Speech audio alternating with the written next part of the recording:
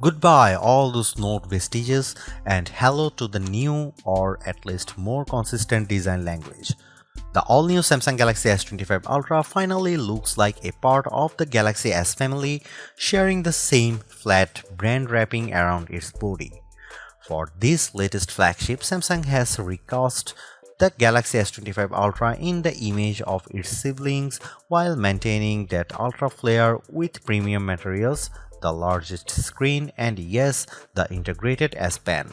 Like the rest of the line, the Galaxy S25 Ultra now features Qualcomm's best mobile CPU, the 3nm Snapdragon 8 Gen L8 for Galaxy, which promises to be faster and more efficient than anything the Galaxy S line has run before. Samsung told us this is actually a custom version of the processor but didn't go into detail.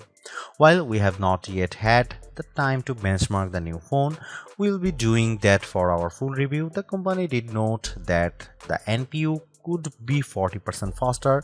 The CPU is, as they measures it, 37% faster than the last Ultra, and the GPU is, they promise, 30% faster. Even ray tracing gets a boost, with Samsung's benchmarks finding it 40% better than the S24 Ultra's ray tracing capabilities. Put another way, this might be a very good gaming smartphone.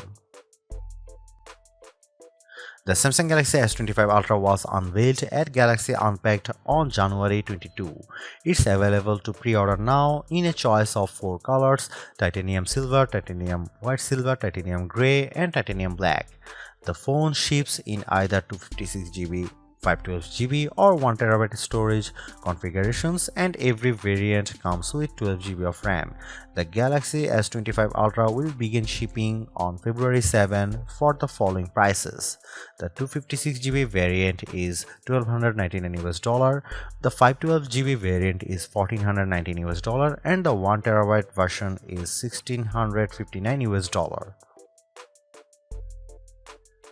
The Samsung Galaxy S25 Ultra looks and feels good, and while some might prefer the Galaxy S24 Ultra's more rounded styling, the S25 Ultra is 15% lighter and as a result feels better in the hand. It's also still rated IPX68 for water and dust resistance. Samsung has mostly chosen to leave the screen technology as it is, covered in more scratch-resistant Gorilla Glass Armor 2.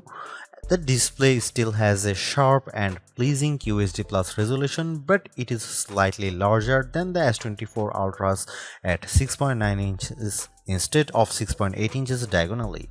Samsung did this not by making the phone larger, but by shrinking the bezel by 15%.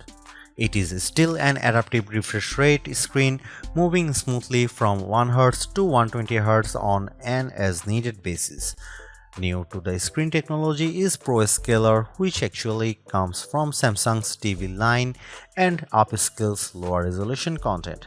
This is a hardware upgrade that will not filter down to previous models.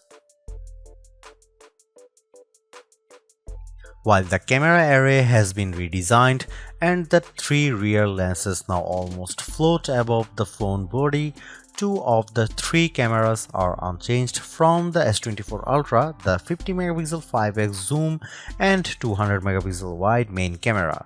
New to the trio is the 50MP ultra wide.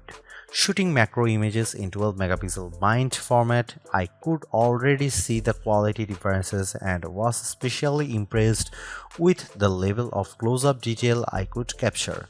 The front-facing portrait camera is unchanged from the S24 Ultra. It is still 12MP, and in my brief hands-on time, it did an excellent job of capturing portrait mode photos. I may be disappointed that Samsung didn't bring back its optical 10x zoom from the S23 Ultra, but the 10x zoom that crops in on the higher pixel count zoom will probably satisfy most people. Battery size is unchanged from the S24 Ultra, but Samsung says we should expect better battery life from the Galaxy S25 Ultra thanks to the Snapdragon 8 Gen Elite's 3nm process and the new 40% larger vapor chamber that Samsung has paired with a thermal interface covering. The TIM sits right on top of the CPU and the vapor chamber is on top of that to deliver more efficient heat dissipation, which can extend better battery life. Speaking of the battery, Samsung says the phone is QI2 compatible, but that support is not built into the phone. In the other words, the phone will work with an external accessory that supports the updated wireless charging system. The S Pen is still there, but Samsung has removed Bluetooth LE support because it told us no one was using it. Its main function was to enable you to use the pen as a remote control for shooting photos or controlling presentations. I doubt I will miss it. Otherwise, the S Pen's operation is unchanged. I drew with it a bit on the S25 Ultra and was impressed with the responsiveness. Finally, the good news is that Samsung Galaxy S25 Ultra costs the same as its predecessor, starting at $1,299 for 12GB of RAM and 256GB of storage. That's still a hefty price, but you should expect some early promotions to lower the pocket pain, and trade-in deals are typically excellent.